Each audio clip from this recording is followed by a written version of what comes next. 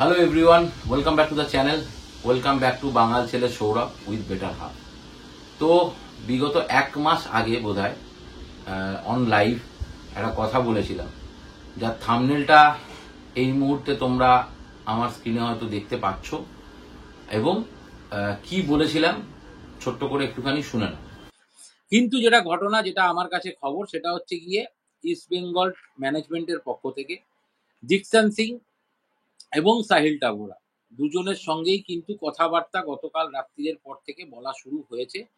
যেহেতু বল কিন্তু এখনো সম্পূর্ণ হচ্ছে গিয়ে আপুইয়ার কোর্টে, যে আপুইয়া কি করতে চাইছে তা শুনে নিলে।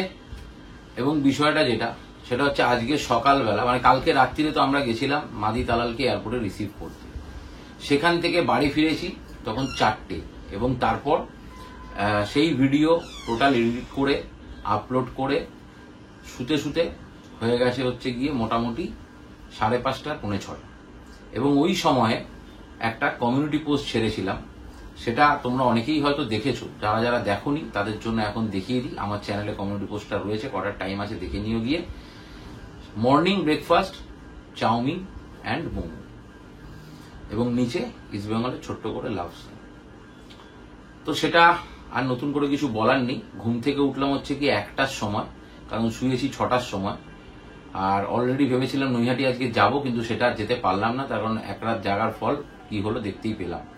তো ইস্টবেঙ্গলের খেলা অলরেডি শুরু হয়ে গেছে, এখন বাজে 3:15।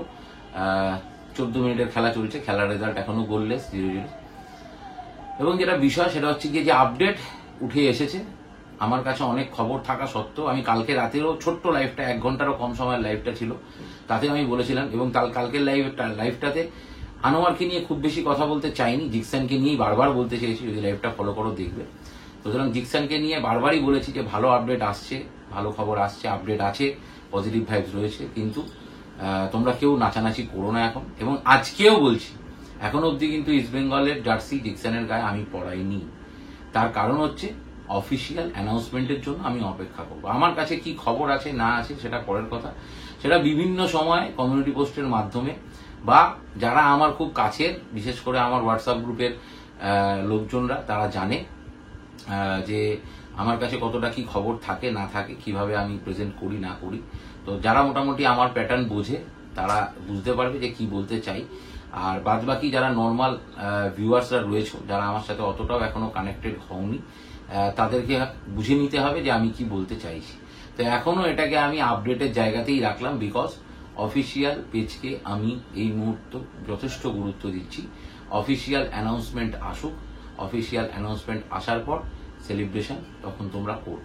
আমি এখনো বলবো যে অনেক অনেক জায়গায় জানি সেলিব্রেশন হয়তো হচ্ছে, তবে একটা কথা বলতে পারি যে আমরা বারবার যে বলি না, statement signing, statement signing, statement সাইনিংটা দরকার। এবং কোথাও গিয়ে কারেন্ট ইন্ডিয়া খেলা প্লেয়ার ইস্ট বেঙ্গলে দরকার। হাজার প্রতিকূলতা সত্ত্বেও ইস্ট বেঙ্গল ম্যানেজমেন্ট কি পারবে সেই জায়গাটা ফুলফিল করতে? আমার চোখটা বারবার টিভির দিকে চলে যাচ্ছে, বিকজ খেলা হচ্ছে না। কিছু ক্রুশিয়াল মোমেন্ট চলে আসলে তো আমার চোখটা ওইদিকে চলে যাচ্ছে। তো সেটাই হচ্ছে ব্যাপার। তো সেটা কি পারবে ইস্ট বেঙ্গল ম্যানেজমেন্ট করতে? আমি জিকসানের ক্ষেত্রে হয়তো এটাও বলেছিলাম যে জিকসানকে সই করানো এভারেস্ট শৃঙ্গ জয় করার সমান। তো এভারেস্ট শৃঙ্গের চূড়ায় ইস্ট বেঙ্গলের পতাকাটা পোতা হলো কি হলো না, সেটাই অফিসিয়াল নিউজের মাধ্যমেই না হয় আসুক তোমাদের সামনে। তবে একটুখানি বলতে পারি যে আমি বারবার বলে যাচ্ছি, যারা আমার লাইভ রেগুলার বেসিস দেখো, আমি বারবার বলে যাচ্ছি বেশ কিছুদিন ধরে, প্রায় 2 সপ্তাহ ধরে বলে যাচ্ছি যে ভরসা রাখো। Club management, club official, investor Emami, সবার ওপর ভরসা রাখো। কালকের লাইভেও বলেছি যে 4খানা ইন্ডিয়ান প্লেয়ার সাইন এখনো হবে, তার মধ্যে হয়তো একটা হয়ে গেল। তো ভরসা রাখো, ক্লাব ম্যানেজমেন্টের প্রতি ভরসা রাখো। এবং আমরা সাপোর্টার, আমরা সমর্থক। আমাদের কাজ একটাই, সেটা হচ্ছে ওই গ্যালারিতে গিয়ে হাজির হওয়া ম্যাচের দিন। এটা আজকে হয়তো আমি হতে পারলাম না, বাট এটা হওয়া উচিত।